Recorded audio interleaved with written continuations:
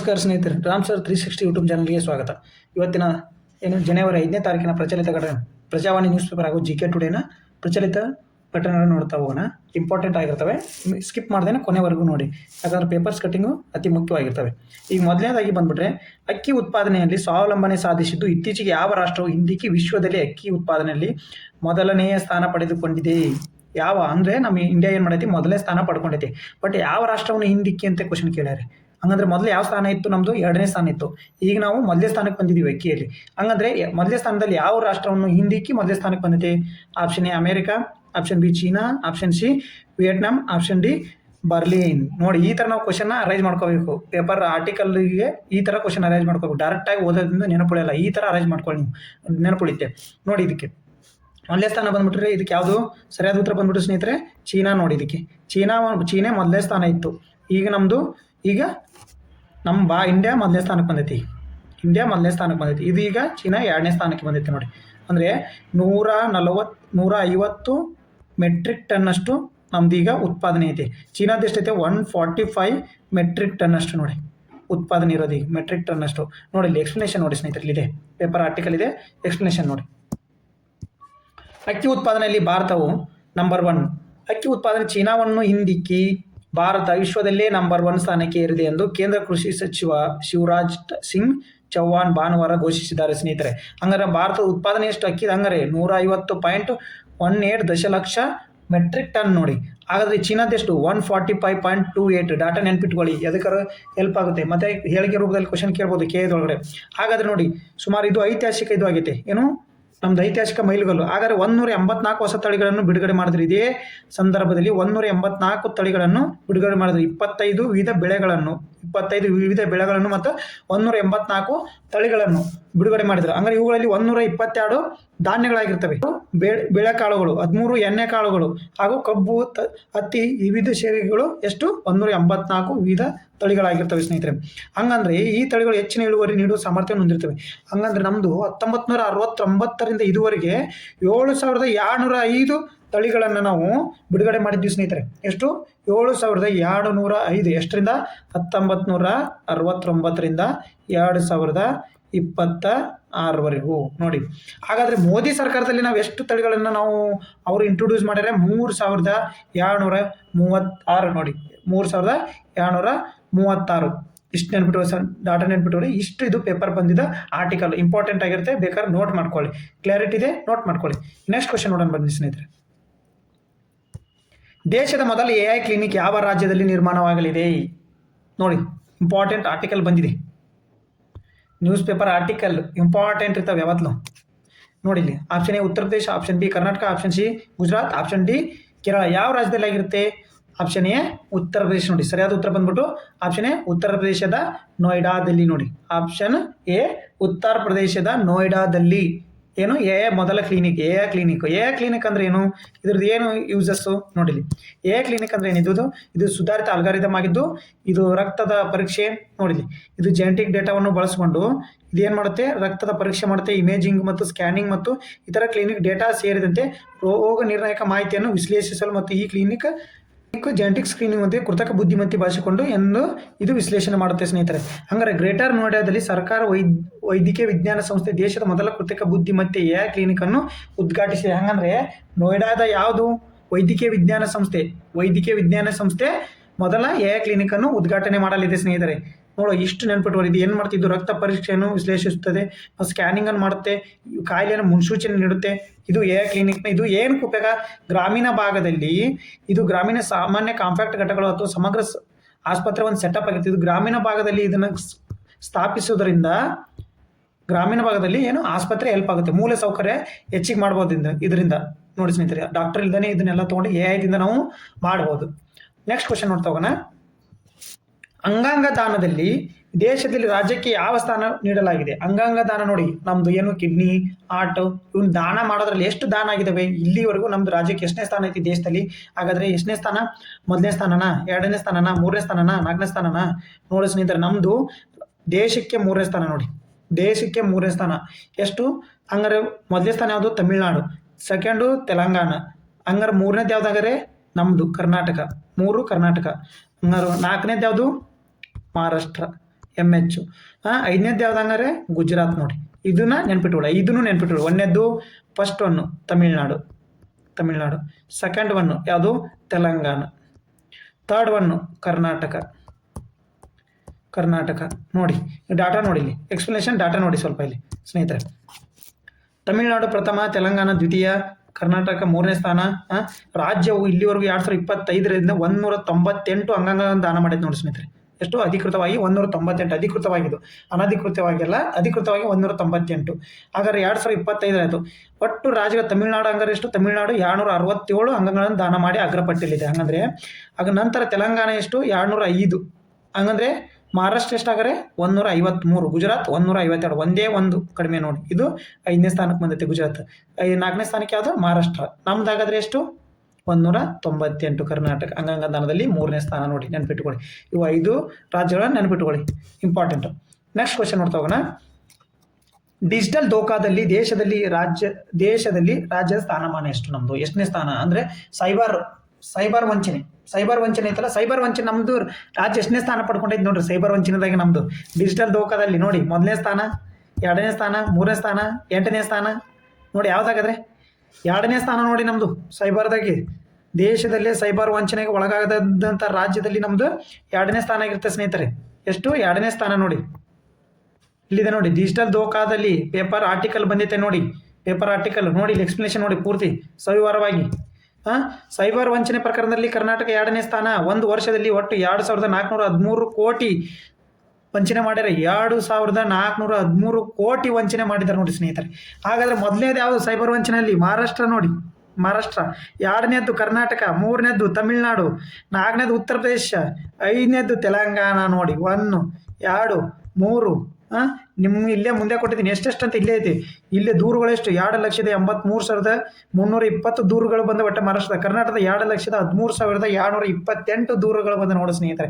ಎಷ್ಟು 2,413 ಕೋಟಿ ವಂಚನೆ ನೋಡಿ ಟೋಟಲ್ ಎಲ್ಲಗಳು ಸೇರಿ. ಅತಿ ಹೆಚ್ಚು ನೋಡಿ ಡಿಜಿಟಲ್ ಅರೆಸ್ಟ್, ಹೂಡಿಕೆ, ಆಮಿಷ, ಆನ್ಲೈನ್ ಹಗರಣಗಳಲ್ಲಿ ಎಷ್ಟು ನಿವೃತ್ತ ಯಾರ್ಯಾರು ವಂಚನೆಗೆ ಒಳಗಾಗಿದ್ದಾರೆ ನೋಡಿ ಸ್ನೇಹಿತರೆ. ಯಾರ್ಯಾರು ವಂಚನೆಗೆ ಒಳಗಾಗಿದ್ದಾರೆ ಅಂತ ನೋಡಿಲಿ. ನಿವೃತ್ತ ಶಿಕ್ಷಕರಿಗೆ ವಂಚನೆ ಜಾಸ್ತಿ, ನಿವೃತ್ತ ಟೆಕ್ಕಿಗಳಿಗೆ ಅಂದರೆ ಇಂಜಿನಿಯರ್ಸ್ಗಳಿಗೆ ವಂಚನೆ, ಮಾಜಿ ಶಾಸಕರ ಟಾರ್ಗೆಟ್ ಮಾಡ್ಯಾರ ಸ್ನೇಹಿತರೆ. ರಿವ್ಯೂ ಹೆಸರಿನಲ್ಲಿ ಮೋಸ ಮಾಡಿದ್ದಾರೆ ನೋಡಿ. ರಿವ್ಯೂ ಹೆಸರು ಇಷ್ಟು ಅತಿ ವಿದ್ಯಾವಂತರೇ ಮೋಸ ಹೋಗಿರೋದು ಸೈಬರ್ನ, ಯಾಕಂದ್ರೆ ಅವರೇ ಯೂಸ್ ಮಾಡೋದು. ಅದರಿಂದ ಎಷ್ಟು ವಂಚನೆ ನೋಡಿ. ಹೂಡಿಕೆಯಲ್ಲಿ 77%, ಲೈಂಗಿಕ ವಂಚನೆಯಲ್ಲಿ 4%, ಇ ಕಾಮರ್ಸಲ್ಲಿ 3%, ಡಿಜಿಟಲ್ ಅರೆಸ್ಟ್ನಲ್ಲಿ 8%, ಕ್ರೆಡಿಟ್ ಕಾರ್ಡ್ ವಂಚನೆಯಲ್ಲಿ 7%, ಆ್ಯಪ್ ಮಾಲ್ವೇರ್ ಆ್ಯಪ್ 1% ಅಂದರೆ ನೀವು ಯಾವ್ದಾರು ಲಿಂಕನ್ನು ಓಪನ್ ಮಾಡಿ ನೀವು ವಂಚನೆ ಹೋಯ್ತೀವಿ, ಅದು ಮಾಲ್ವೇರ್ ಅಂತ ಕರೀತಾರೆ ಸ್ನೇಹಿತರೆ. ನೋಡಿ ಇದನ್ನ ಇಂಪಾರ್ಟೆಂಟ್ ನೆನ್ಪಿಟ್ಕೊಳ್ಳಿ. ನಮ್ದು 2ನೇ ಸ್ಥಾನ, 1ನೇದ್ದು ಮಹಾರಾಷ್ಟ್ರ. ನೆಕ್ಸ್ಟ್ ಕ್ವಶನ್ ನೋಡಿಲ್ಲಿ. ಇತ್ತೀಚೆಗೆ ಅಕ್ಕಪಡೆ ಎಂಬ ಮಹಿಳಾ ಪೊಲೀಸ್ ಪಡೆಯನ್ನು ಯಾವ ರಾಜ್ಯ ರಚಿಸಿದೆ ನೋಡಿ. ಇಂಪಾರ್ಟೆಂಟ್ ಕ್ವಶನ್ ನೋಡಿ, ಪಕ್ಕಾ ಫಿಕ್ಸ್ ಕ್ವಶನ್ ಇದು. ಯಾರು PC ಎಕ್ಸಾಮ್ ಆದರೆ ಫಿಕ್ಸ್ ಕ್ವಶನ್ ನೋಡಿದಿ, ಪಕ್ಕಾ ಬರೆದು ಕೊಡ್ತೀನಿ. ಫಿಕ್ಸ್ ಕ್ವಶನ್ ಇದು PC ಎಕ್ಸಾಮ್ ಆದರೆ ಯಾವ ಸರಿಯಾದ ಉತ್ತರ? Option A Karnataka, option B Kerala, option C Andhra Pradesh, option D Tamil Nadu. ಇದಕ್ಕೆ ಸರಿಯಾದ ಉತ್ತರ ಬಂದ್ಬಿಟ್ಟು ಸ್ನೇಹಿತರೆ ಕರ್ನಾಟಕ ನೋಡಿ. ಅಕ್ಕಪಡೆ ರಾಜ್ಯದ 31 ಜಿಲ್ಲೆಗಳು, 5 ಕಮಿಷನರೇಟ್ಗಳು ನೋಡಿ. ಇಲ್ಲಿ ಎಕ್ಸ್ಪ್ಲನೇಷನ್ ಸವಿವರದ ಎಕ್ಸ್ಪ್ಲನೇಷನ್ ಕೊಡ್ತೀನಿ ನೋಡಿ, ಎಲ್ಲಿ ಮಿಸ್ ಮಾಡಬೇಡಿದನ ನೋಡಿ. ರಾಜ್ಯದ 31 ಜಿಲ್ಲೆ, 5 ಕಮಿಷನರೇಟ್ಗಳಲ್ಲಿ ಅಕ್ಕಪಡೆ ವಿಸ್ತರಣೆ. ಪ್ರತಿ ಜಿಲ್ಲೆ 4 ಒಟ್ಟು 124 ಗೃಹ ರಕ್ಷಕರ ನೇಮಕ. ಇದು ಪೊಲೀಸರ ಸಹಯೋಗದೊಂದಿಗೆ ಯಾವುದು ಮಹಿಳಾ ಮತ್ತು ಮಕ್ಕಳ ಕಲ್ಯಾಣ ಇಲಾಖೆ ಮತ್ತು ಪೊಲೀಸ್ ಇಲಾಖೆ ಸಹಯೋಗದೊಂದಿಗೆ ನಡೀತಾ ಇದೆ.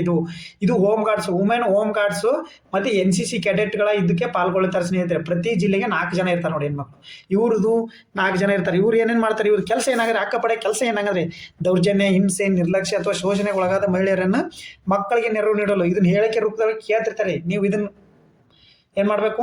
ಎಲ್ಲ ಡೀಟೇಲ್ಸ್ ಓದಬೇಕು. ಅಕ್ಕಪಡೆ ಕರ್ನಾಟಕ ರಾಜ್ಯ ಅಂತ ಇಷ್ಟೇ ಓದ್ಬಾರ್ದು, ಹೇಳಿಕೆ ರೂಪದಾಗ ಕೊಡ್ತಾರೆ. ಇನ್ ಡೀಟೇಲ್ ಆಗಿ ಓದ್ಬೇಕು. ಆರ್ಟಿಕಲ್ ಕೊಟ್ಟಿರ್ತಾರೆ ಅಂದರೆ ಇನ್ ಡೀಟೇಲ್ ಆಗಿ ಪ್ರಮುಖ ಅಂಶಗಳು ಏನಿರ್ತಾವೆ ನೋಡ್ಕೋಬೇಕು. ಸಾರ್ವಜನಿಕ ಮತ್ತು ಖಾಸಗಿ ಸ್ಥಳದಲ್ಲಿ ಮಹಿಳೆಯರು ಹಾಗೂ ಮಕ್ಕಳ ಸುರಕ್ಷತೆ ಆದ್ಯತೆ. ಪೆಟ್ರೋಲಿಂಗ್ ಮಾಡ್ತಾರೆ ಸ್ನೇಹಿತರೆ ಇವರು. ಪೆಟ್ರೋಲಿಂಗ್, ಶೈಕ್ಷಣಿಕ ಹಕ್ಕು ಹಾಗೂ ಕಾನೂನು ಸುರಕ್ಷತಾ ಕ್ರಮಗಳು ಮತ್ತು ಲಭ್ಯರು ವ್ಯವಸ್ಥೆ ಬಗ್ಗೆ ಜಾಗೃತಿ ಮೂಡಿಸೋದು. ಈ ಯಾವ ಲಭ್ಯ ಅವರಿಗೆ ಯೋಜನೆಗಳು ಲಭ್ಯ ಇದಾವೆ ಅವ್ರನ್ನ ಜಾಗೃತಿ ಮೂಡಿಸ್ತಾರೆ ಹೆಣ್ಮಕ್ಳಿಗೆ ಇವರು. ಮಹಿಳೆಯರು ಮತ್ತು ಮಕ್ಕಳ ಮೇಲಿನ ದೌರ್ಜನ್ಯ ತಡೆಯಲು ಕಾನೂನು ರಕ್ಷಣೆಯೊಂದಿಗೆ ಭಯಮುಕ್ತ ವಾತಾವರಣ ಸೃಷ್ಟಿಸಲು ಇವರಿಗೆ ಆರ್ಮಿ ಕಲರ್ ಬಟ್ಟೆ ಕೊಟ್ಟಿದ್ದಾರೆ ಸ್ನೇಹಿತರೆ. ಈ ಥರ ತೋರಿಸಲು ಇದು ಅಲ್ಲ, ಆರ್ಮಿ ಕಲರ್ ಬಟ್ಟೆ ಕೊಟ್ಟಿದ್ದಾರೆ, ಆರ್ಮಿ ಡ್ರೆಸ್ ಕೊಟ್ಟಿದ್ದಾರೆ ಇವರಿಗೆ. ಸೂಕ್ಷ್ಮ ಪ್ರದೇಶಗಳಲ್ಲಿ ಪೆಟ್ರೋಲಿಂಗ್ ತಿರುಗುವ ಮೂಲಕ ಸಂಕಷ್ಟದ ಕರೆಗಳಿಗೆ ತ್ವರಿತವಾಗಿ ಇದು ಮಾಡ್ತಾರೆ. ಇವರು ಅಕ್ಕಪಡೆಯಲ್ಲಿ ಗೃಹ ರಕ್ಷಕರ ಜೊತೆ ಮಹಿಳಾ NCC ಕ್ಯಾಡೆಟ್ ಇರ್ತಾರೆ ನೋಡಿ ಸ್ನೇಹಿತರೆ. ಇವರು ಆಯ್ಕೆ ವಿಧಾನ NCC C ಸರ್ಟಿಫಿಕೇಟಿಂದ 30 ರಿಂದ 45 ವರ್ಷ ಆಗಿರಬೇಕು ಅವ್ರ ವಯಸ್ಸು. ದೈಹಿಕ ಸದೃಢತೆಯನ್ನು ಹೊಂದಿರಬೇಕು ಸ್ನೇಹಿತರೆ. ಉತ್ತಮ ನಡವಳಿಕೆ ಸಮೂಹ ಇರಬೇಕು. 2 ಪಾಳೆ ಅಂದರೆ 2 ಶಿಫ್ಟ್ನಲ್ಲಿ ಇವರು ಕೆಲಸ ಮಾಡ್ತಾರೆ. ನೇಮಕಾತಿ ಗುತ್ತಿಗೆ ಆಧಾರದ ಮೇಲೆ ಅಂದರೆ 11 ತಿಂಗಳಿಗೆ ಸೀಮಿತ ಆಗಿರುತ್ತೆ. ಇವರು ಕೆಲಸ ಚೆನ್ನಾಗಿ ಮಾಡಿದ್ರೆ ಮುಂದುವರಿಸಬಹುದು, ಬಟ್ ಇವ್ರದ್ದು 11 ತಿಂಗಳ ಸೀಮಿತ ಆಗಿರುತ್ತೆ ನೋಡಿ ಸ್ನೇಹಿತರೆ. ನೆಕ್ಸ್ಟ್ ಕ್ವಶನ್ ನೋಡಿ ಸ್ನೇಹಿತರೆ. ಇತ್ತೀಚೆಗೆ ನೌಕಾಪಡೆಗೆ ಸೇರ್ಪಡೆಯಾದ ಪ್ರತಾಪ್ ಎಂಬ ಹಡಗು ಇದು ಯಾವುದಕ್ಕೆ ಸಂಬಂಧಿಸಿದೆ? ಪ್ರತಾಪ್ ಹಡಗು ಇದು ಯುದ್ಧ ನೌಕೆನಾ, ಗುಪ್ತಚರ ನೌಕೆನಾ, ಮಾಲಿನ್ಯ ನಿಯಂತ್ರಣ ನೌಕೆನಾ, ಸಾಗಾಣಿಕೆ ನೌಕೆನಾ? ಯಾವ ನೌಕೆ ಇದಾಗಾದ್ರೆ ನೋಡಿ ಸ್ನೇಹಿತರೆ. ಇದಕ್ಕೆ ಸರಿಯಾದ ಉತ್ತರ ಬಂದ್ಬಿಟ್ಟು ಮಾಲಿನ್ಯ ನಿಯಂತ್ರಕ ನೌಕೆ. ಇದನ್ನು ಕೇಳಿರಲಿಲ್ಲ ನೀವು, ಹೊಸದಾಗಿ ಕೇಳ್ತಾ ಇದ್ರಿ. ನೀವು ಗುಪ್ತಚರ ಹಡಗು ಕೇಳಿದ್ರಿ, ಯುದ್ಧ ನೌಕೆ ಕೇಳಿದ್ರಿ, ಸಾಗಾಣಿಕೆ ಗೂಡ್ಸ್ ಹಡಗು ಕೇಳಿದ್ರಿ, ಆದ್ರೆ ಮಾಲಿನ್ಯ ನಿಯಂತ್ರಕ ಹಡಗು ಅಂತ ಕೇಳಿದ್ರ. ಈಗ ಅದು ಏನು ಮಾಡಿದರೆ ನಿರ್ಮಾಣ ಮಾಡಿದ್ದಾರೆ ನೋಡಿ ಸ್ನೇಹಿತರೆ. ಯಾವುದು? ಮಾಲಿನ್ಯ ನಿಯಂತ್ರಕ ಹಡಗು. ನೋಡಿ ಎಕ್ಸ್ಪ್ಲನೇಷನ್ ನೋಡಿ ಇಲ್ಲಿ ನೋಡಿ. ಚೊಚ್ಚಲ ದೇಶಿ ನಿರ್ಮಿತ ನೋಡಿದ್ದು ಚೊಚ್ಚಲ ದೇಶೀಯ ನಿರ್ಮಿತ ನೋಡು. ರಕ್ಷಣಾ ಸಚಿವರಿಂದ ಸಮುದ್ರ ಪ್ರತಾಪನ ನಿಯೋಜನೆ. ಭಾರತೀಯ ಕರಾವಳಿ ಭದ್ರತಾ ಪಡೆಗೆ ಹೊಸ ಸೇರ್ಪಡೆ ನೋಡಿ ಸ್ನೇಹಿತರೆ. ಇದು ಪ್ರತಾಪ್ ಆಗಮನದ ಮಾಲಿನ್ಯದ ಕಡಿವಾಣ ನೋಡಿದ್ದು. ಮಾಲಿನ್ಯ ಮೇಕ್ ಇನ್ ಇಂಡಿಯಾದ ಒಳಗಡೆ ಬರುತ್ತೆ. ಭಾರತೀಯ ಕರಾವಳಿ ಭದ್ರತೆ ಚೊಚ್ಚಲು ದೇಶೀಯ ವಿನ್ಯಾಸ ಮತ್ತು ನಿರ್ಮಾಣದ ಮಾಲಿನ್ಯ ನಿಯಂತ್ರಕ ಹಡಗು ನೋಡಿದ್ದು. ಮಾಲಿನ್ಯ ನಿಯಂತ್ರಕ ಹಡಗು ಆಗಿರುತ್ತೆ ಪ್ರತಾಪವು. ಸೋಮವಾರ ಗೋವಾ ಹಡಗುಗಟ್ಟೆಯಿಂದ, ಹಂಗಂದ್ರೆ ಗೋವಾ ಶಿಪ್ ಯಾರ್ಡ್ ಇದನ್ನ ನಿರ್ಮಾಣ ಮಾಡೈತೆ. ಗೋವಾ ಶಿಪ್ ಯಾರ್ಡ್ ಇಲ್ಲಿದೆ ನೋಡಿ ಸ್ನೇಹಿತರೆ. 4200 ಟನ್ ಭಾರ ಇದೆ. ಇದು 1014 ಮೀಟರ್ ಎತ್ತರ ಇದೆ. ಹಂಗಾರೆ 16.5 ಮೀಟರ್ ಅಗಲ ಇದೆ. 14 ಅಧಿಕಾರಗಳನ್ನು ಹೊಂದೈತೆ. 115 ನಾವಿಕರನ್ನು ಹೊಂದೈತೆ. 583 ಕೋಟಿ ರು ಏನಿದಕ್ಕೆ ಹೂಡಿಕೆ ಮಾಡಿದ್ದಾರೆ ಸ್ನೇಹಿತರೆ. ಇದಕ್ಕೆ ಪ್ರತಿ ಗಂಟೆಗೆ 40 ರಿಂದ 74 ಕಿಲೋಮೀಟರ್ ಹಡಗಿನ ವೇಗ ನೋಡಿ. ಇದು ಕಿಲೋಮೀಟರ್ ಪರ್ ಅವರ್ ಎಷ್ಟು? 41 ಅಂತ ತಿಳ್ಕೊಂಬಿಡಿ. 41 ಕಿಲೋಮೀಟರ್ ನೋಡಿ ಪ್ರತಿ ಗಂಟೆಗಿದ್ದು. ಇದು ರಿಮೋಟ್ ನಿಯಂತ್ರಣಕ್ಕೆ ಬಂದೂಕನ್ನು ಹೊಂದಿರುತ್ತೆ ಸ್ನೇಹಿತರೆ. ಇದ್ರ ನಿಯೋಜನೆಯಲ್ಲಿ 2026 ಜನವರಿ 5ರಂದು ನಿಯೋಜನೆ. ಹಸ್ತಾಂತರ ಡಿಸೆಂಬರ್ 31, 23 ಕೊಟ್ಟರೆ. ಈಗ ನಿಯೋಜನೆ ಮಾಡಿದ್ರೆ ಜನವರಿ 5ನೇ ತಾರೀಕು ನೋಡಿ. ಇದ್ರ ಕಾರ್ಯಾಚರಣೆ ಗುರಿ ಏನಾಗಾದ್ರೆ ಮಾಲಿನ್ಯ ನಿಯಂತ್ರಣ, ಅಗ್ನಿಶಾಮಕ ಸುರಕ್ಷೆ ಮತ್ತು ಸ್ಥಳಾಂತರ. ಇಷ್ಟಿದ್ರದ್ದು ಎಕ್ಸ್ಪ್ಲನೇಷನ್ ಆಗಿರುತ್ತೆ ನೋಡಿ ಸ್ನೇಹಿತರೆ. ಹಾಗಾದ್ರೆ ಇದ್ರ ಉದ್ದೇಶ ಏನಾಗದ್ರಿ? ಇದ್ರ ಉದ್ದೇಶ ಬಂದ್ಬಿಟ್ಟು ಸಾಗರೋತ್ತರ ಮಾಲಿನ್ಯ ನಿಯಂತ್ರಣ, ಸಾಗರೋತ್ತರ ಕಾನೂನು ಜಾರಿ ಮಾಡುವುದು, ಶೋಧ ಮತ್ತು ರಕ್ಷಣಾ ಕಾರ್ಯಾಚರಣೆ, ಭಾರತದ ವಿಶೇಷ ಆರ್ಥಿಕ ವಲಯ ಅಂದ್ರೆ ಸ್ಪೆಷಲ್ ಎಕನಾಮಿಕ್ ಝೋನ್ ಐತಲ್ಲ ನಮ್ದು, ಅದ್ರೊಳಗಡೆ ಕೆಲಸ ಮಾಡುತ್ತೆ. ಇದು 2025 ಡಿಸೆಂಬರ್ ಗೋವಾ ಹಡಗುಗಟ್ಟೆ ಸಮುದ್ರ ಪ್ರತಾಪನ್ನು ಭಾರತೀಯ ಕರಾವಳಿ ಭದ್ರತಾ ಪಡೆಗೆ ಹಸ್ತಾಂತರ ಮಾಡಿದರು. ಇದೇನು ಒಟ್ಟ ಟೋಟಲಿ ನಿಮಗೆ ಮಾಲಿನ್ಯ ನಿಯಂತ್ರಕ ಹಡಗು ಅಂತ ನೀವು ಇದನ್ನ ಬಿಂಬಿಸ್ಬೇಕಾಗತ್ತೆ. ಇದು 583 ಕೋಟಿ ರು ಒಪ್ಪಂದ ಆಗಿರುತ್ತೆ. ಇದ್ರದ್ದು ಮಾಲಿನ್ಯ ನಿಯಂತ್ರಣ ಸಾಮರ್ಥ್ಯವನ್ನು ಹೊಂದಿತ್ತು. ಕಡಲ ಆಚೆ ಮಾಲಿನ್ಯ ನಿಯಂತ್ರಣ ಐತಲ್ಲ, ಅದು ಮಾಲಿನ್ಯ ನಿಯಂತ್ರಕ ಹಡಗಾಗಿರುತ್ತೆ ಸ್ನೇಹಿತರೆ. ಇಂಪಾರ್ಟೆಂಟು ಆರ್ಟಿಕಲ್ಲು ನಿಮ್ಮ ಮುಂದೆ ಐತೆ. ಬೇಕಾದ್ರೆ ಒಂದ್ಸರಿ ನೀವು ವಿಡಿಯೋನ ಪಾಸ್ ಮಾಡಿಬಿಟ್ಟು ಓದ್ಕೊಳ್ಳಿ ನೀಟಾಗಿ, ಇಂಪಾರ್ಟೆಂಟ್ ಇರುತ್ತೆ. ಈ ನೆಕ್ಸ್ಟ್ ಕ್ವಶನ್ ನೋಡಿ ಸ್ನೇಹಿತರೆ. ಇದು ನೋಡಿ, ಇದು ಒಂದು ಇಂಪಾರ್ಟೆಂಟ್. ಇದು ಡಿಫೆನ್ಸ್ ಆಧಾರಿತ. ಸೇನೆಗೆ ಇತ್ತೀಚೆಗೆ ರಚಿಸಿದ ಭೈರವ ಎಂಬ ಪಡೆ ಈ ಕೆಳಗಿನ ಯಾವುದಕ್ಕೆ ಸಂಬಂಧಿಸಿದಾಗಾದ್ರೆ? ನಕ್ಸಲ್ ವಿರೋಧಿ ಪಡೆನಾ, ಡ್ರೋನ್ ಆಪರೇಟಿಂಗ್ ಪಡೆನಾ, 3 ಸೇನೆ ಸಂಯೋಜನೆ ಪಡೆನಾ, ಕೋಬ್ರಾ ಪಡೆಯಲಿಕ್ಕೆ? ಆಪ್ಷನ್ ಡಿ ವಿಶೇಷ ಕಾರ್ಯಾಚರಣೆ ಪಡೆನಾ? ಯಾವ ಸ್ನೇಹಿತರೆ ಇದಕ್ಕೆ ನೋಡಿ ಸ್ನೇಹಿತರೆ, ಇದಕ್ಕೆ ಸರಿಯಾದ ಉತ್ತರ ಬಂದ್ಬಿಟ್ಟು ಡ್ರೋನ್ ಆಪರೇಟಿಂಗ್ ಪಡೆ ಅಂತ. ಆರ್ಮಿಲಿ ನಮ್ದು ಸೇನಾ ಪಡೆಗಳದಾವಲ್ಲ, ಅದ್ರಾಗ ಡ್ರೋನ್ ಆಪರೇಟಿಂಗ್ ಪಡೆ ಅಂತೇಳಿ ಹೊಸ ಪಡೆ ಸೇರಿಸಿ ಮಾಡಿದ್ರೆ ಸ್ನೇಹಿತರೆ, ಸೇರಿಕೆ ಮಾಡಿದ್ರೆ. ನೋಡಿ ಇಲ್ಲಿ ಎಕ್ಸ್ಪ್ಲನೇಷನ್ ನೋಡಿ. ಜಾಗತಿಕ ಯುದ್ಧ ಸ್ವರೂಪಕ್ಕೆ ಸೇನಾ ಶಕ್ತಿ ಮರು ಸಂಘಟನೆ. ಸೇನೆಗೆ ಅತ್ಯಾಧುನಿಕ ಭೈರವ ಪಡೆ ಸಜ್ಜು. ಈ ಪಡೆ ಏನ್ ಮಾಡುತ್ತೆ ಹಂಗಂದ್ರೆ, ಈ ಪಡೆಯು ಭೈರವ ಪಡೆ ಅತ್ಯಾಧುನಿಕ ವಿಶೇಷ ಪಡೆಯನ್ನು ಸಜ್ಜುಗೊಳಿಸಿದೆ. ಆಧುನಿಕ ಯುದ್ಧದ ಸವಾಲುಗಳನ್ನು ಎದುರಿಸಲು ಸೇನೆಯು ಸುಮಾರು 1 ಲಕ್ಷಕ್ಕೂ ಹೆಚ್ಚು ಡ್ರೋನ್ ಆಪರೇಟಿಂಗ್ ಬೃಹತ್ ತಂಡವನ್ನು ನಿರ್ಮಿಸುವ ಮೂಲಕ ಐತಿಹಾಸಿಕ 1 ಲಕ್ಷಕ್ಕೂ ಹೆಚ್ಚು ಡ್ರೋನ್ ಆಪರೇಟರ್ ಅದನ್ನ ನಿರ್ಮಾಣ ಮಾಡಲ್ಲ. ಅಂದ್ರೆ ಈ ಯುದ್ಧಗಳು ಯಾವ ತರ ನಡೀತವೆ? ಡ್ರೋನ್ ಮುಖಾಂತರ ನಡೀತಾ ಇದಾವೆ. ಅದಕ್ಕೆ ಡ್ರೋನ್ ಆಪರೇಟರ್ ಇರ್ಬೇಕು ನಮ್ಮ ಹತ್ರ. ಡ್ರೋನ್ ಆಪರೇಟ್ ಮಾಡಕ್ ಬರ್ತಿರ್ಬೇಕು. ಅದಕ್ಕೋಸ್ಕರ ನೋಡಿ, ಡ್ರೋನ್ ನಿರ್ವಹಣೆ ನಿಪುಣರಾಗಿದ್ದು ಶತ್ರು ರಾಷ್ಟ್ರವಾಗಿ ನೆಲೆ ಗುರಿಯಾಗಿಸಿಕೊಂಡು ಅವರು ಕೆಲಸ ಮಾಡಬೇಕಾಗುತ್ತೆ. ಈ ಭಾರತೀಯ ಸೇನೆ ಹೊಸದಾಗಿ ರೂಪಿಸಿರುವ ಭೈರವ ಬಟಾಲಿಯನ್ ಶತ್ರು ಪ್ರದೇಶ ಅತ್ಯಂತ ವೇಗವಾಗಿ ಮತ್ತು ನಿಖರವಾಗಿ ದಾಳಿ ನಡೆಸುವ ಉನ್ನತ ಡ್ರೋನ್ ಆಧಾರಿತ ಕಾರ್ಯಾಚರಣೆ ಆಗಿರುತ್ತೆ. ಈ ಟೋಟಲ್ ಆಗಿ 15 ಬಟಾಲಿಯನ್ಗಳನ್ನು ನಿರ್ಮಾಣ ಮಾಡಿದ್ರೆ ಸರಿ, ಅದನ್ನ 25ಕ್ಕೆ ಏರ್ಸಕ್ಕೆ ಟ್ರೈ ಮಾಡ್ತಿದ್ದಾರೆ. ಇದು ಹಂಗಂದ್ರೆ ಇನ್ನೊಂದು ಹೇಳ್ತು ನೋಡಿ, ಇದರೊಳಗಡೆ ರುದ್ರಾ ಬ್ರಿಗೇಡ್ ಅಂತ ಬರುತ್ತೆ. ರುದ್ರಾ ಬ್ರಿಗೇಡ್ ಇಲ್ಲಿ ಕೊಟ್ಟ ನೋಡಿ. ಇದು ಡ್ರೋನ್ ಆಧಾರಿತ ಆದರೆ ರುದ್ರಾ ಬ್ರಿಗೇಡ್ ಎಂಬುವ ಸರ್ವಸನ್ನದ್ಧ ತಂಡಗಳು ರಚಿಸಿದೆ. ಇವುಗಳಲ್ಲಿ ಪದಾತಿ ದಳ, ಟ್ಯಾಂಕರ್, ಪಿರಂಗಿ ದಳ, ಡ್ರೋನ್ ವ್ಯವಸ್ಥೆಗಳೆಲ್ಲವೂ ಒಂದೇ ಕಮಾಂಡ್ ಅಡಿಯಲ್ಲಿ ಏನೋ ಕೆಲಸ ಮಾಡ್ತಾ. ಹಂಗಾರೆ ರುದ್ರ ಬ್ರಿಗೇಡ್ ಅಂದ್ರೆ ಏನೇನಂತ ಒಳಗೊಂಡೈತಿ? ಇದು ಭೈರವ ಪಡೆ ಅಂದ್ರೆ ಡ್ರೋನ್ ಪಡೆ ಇದು. ಹಂಗಾರೆ ರುದ್ರ ಪಡೆ ಹಂಗಂದ್ರೆ ರುದ್ರ ಬ್ರಿಗೇಡ್ ಅಂದ್ರೆ ಇದು ಟ್ಯಾಂಕರ್ನ ಹೊಂದಿರ್ತೈತಿ, ಪಿರಂಗಿ ದಳನ ಹೊಂದಿರ್ತೈತಿ, ಡ್ರೋನ್ ವ್ಯವಸ್ಥೆಯನ್ನು ಹೊಂದಿರ್ತಿದ್ದು. ಏನು? ರುದ್ರ ಬ್ರಿಗೇಡ್ ನೋಡಿ, ರುದ್ರ ಬ್ರಿಗೇಡ್ ನೆನ್ಪಿಟ್ಟುಕೊಳ್ಳಿ. ಬೇಕಾದ್ರೆ ನೋಟ್ಸ್ ಮಾಡ್ಕೊಳ್ಳಿ ಇದನ್ನು. ರುದ್ರ ಬ್ರಿಗೇಡ್ ನೋಡಿ ಇದು. ಸ್ಕಿಲ್ಲಿಂಗ್ ಫಾರ್ ಎ ರೇಡಿಯೇಷನ್ ಕಾರ್ಯಕ್ರಮ ಯಾವ ಸಚಿವಾಲಯದ ಉಪಕ್ರಮವಾಗಿದೆ? ಯಾವ ಉಪಕ್ರಮ ಅದು ಹಂಗಂದ್ರೆ ಆಪ್ಷನ್ ಎ ವಿಶ್ವ bank, option B NITI Aayog, option C ಭಾರತೀಯ ರಿಸರ್ವ್ ಬ್ಯಾಂಕ್, ಆಪ್ಷನ್ ಡಿ ಕೌಶಲ್ಯ ಅಭಿವೃದ್ಧಿ ಮತ್ತು ಉದ್ಯಮ ಸಚಿವಾಲಯ. ನೋಡಿ ಇದಕ್ಕೆ ಸರಿಯಾದ ಉತ್ತರ ಬಂದ್ಬಿಟ್ಟು ಸ್ನೇಹಿತರೆ, ಇದು ಸ್ಕಿಲ್ಲಿಂಗ್ ಫಾರ್ ಎ ರೇಡಿಯೇಷನ್ ಕಾರ್ಯಕ್ರಮ ಅಂದರೆ ಯಾವ ಸಚಿವಾಲಯ ಅಂದರೆ ಕೌಶಲ್ಯ ಅಭಿವೃದ್ಧಿ ಮತ್ತು ಉದ್ಯಮಶೀಲತೆ ಸಚಿವಾಲಯ. ನೋಡಿ ಇಲ್ಲಿ ಐತೆ ಸ್ಕಿಲ್ಲಿಂಗ್ ಅಂದ್ರೆ ಏನು? ಸ್ಕಿಲ್ಲಿಂಗ್ ಫಾರ್ ಅಂದ್ರೆ ಕೌಶಲ್ಯ ಅಭಿವೃದ್ಧಿ, ಇಷ್ಟೇ. ಅದನ್ನ ನೀವು ಸಚಿವಾಲಯ ಯಾವುದಂತ ನೋಡ್ಕೋಬೇಕು. ಇದು ನೋಡಿ ಎಕ್ಸ್ಪ್ಲನೇಷನ್. ಭಾರತ ರಾಷ್ಟ್ರಪತಿಗಳು ಸ್ಕಿಲ್ಲಿಂಗ್ ಫಾರ್ ಎ ರೇಡಿಯೇಷನ್ ಅಂದ್ರೆ ಸೋರ್ ಏನು ವಿಸ್ತೃತ ರೂಪ ಕೇಳ್ಬೋದು. ಎಕ್ಸ್ಪ್ಲಾಂಡೇಷನ್ ಇದು ಕೇಳ್ಬೋದು. ಏನು ಸೋರ್ ಅಂದ್ರೆ ಸ್ಕಿಲ್ಲಿಂಗ್ ಫಾರ್ ಎಐ ರೇಡಿಯೇಷನ್. ಇದು ಕೌಶಲ್ಯ ಅಭಿವೃದ್ಧಿ ಮತ್ತು ಉದ್ಯಮಶೀಲತೆ ಸಚಿವಾಲಯದ ಒಂದು ಉಪಕ್ರಮವಾಗಿದೆ. ಈ ಕಾರ್ಯಕ್ರಮವು ಕೃತಕ ಬುದ್ಧಿಮತ್ತೆ ಕಲಿಕೆಯನ್ನು ಶಾಲಾ ಶಿಕ್ಷಣ ಮತ್ತು ತರಬೇತಿ ವ್ಯವಸ್ಥೆಯಲ್ಲಿ ಸಂಯೋಜಿಸುತ್ತೆ. ಅಂದರೆ ಶಾಲಾ ಶಿಕ್ಷಣದಲ್ಲಿ ಕೃತಕ ಬುದ್ಧಿಮತ್ತೆಯನ್ನು ಅಳವಡಿಸಲಿಕ್ಕೆ ಹೆಲ್ಪ್ ಆಗುತ್ತೆ. ಡಿಜಿಟಲ್ ಜಗತ್ತು ಮತ್ತು ಎ ಆಧಾರಿತ ವೃತ್ತಿ ಜೀವನಕ್ಕೆ ವಿದ್ಯಾರ್ಥಿಗಳು ಮತ್ತು ಶಿಕ್ಷಕರನ್ನು ಸಿದ್ಧಪಡಿಸಿದೆ. ಈ ಡಿಜಿಟಲ್ ಆಧಾರಿತ ಜೀವನ ಐತಲ್ಲ, ಅದಕ್ಕೆ ವಿದ್ಯಾರ್ಥಿಗಳನ್ನು ತಳಮಟ್ಟದಿಂದನೇ ಇದನ್ನು ಸಿದ್ಧಪಡಿಸುತ್ತೆ. ವಿದ್ಯಾರ್ಥಿ ಶಿಕ್ಷಣಕ್ಕಾಗಿ ಕೃತಕ ಬುದ್ಧಿಮತ್ತೆ ಶ್ರೇಷ್ಠತೆ ಕೇಂದ್ರವನ್ನು ಸ್ಥಾಪಿಸಲು 500 ಕೋಟಿ ರು ಹೂಡಿಕೆ ಮಾಡ್ಯಾರ ಈ ಯೋಜನೆದೊಳಗಡೆ. ಇಷ್ಟೇ ನೆನ್ಪಿಟ್ಕೊಳ್ಳಿ. ಇಷ್ಟು ಪಾಯಿಂಟ್ಸ್ ನೆನ್ಪಿಟ್ಟು ಅಂದ್ರೆ ಸಾಕು ಈ ಕ್ವಶನ್ಗೆ. ಇಷ್ಟು ಇದು ಪೇಪರ್, ಇದು GK ಟುಡೇ ಆಗಿರುತ್ತೆ ಸ್ನೇಹಿತರೆ. ಹಂಗಂದ್ರೆ ನೆಕ್ಸ್ಟ್ ಕ್ವಶನ್ ನೋಡಿ.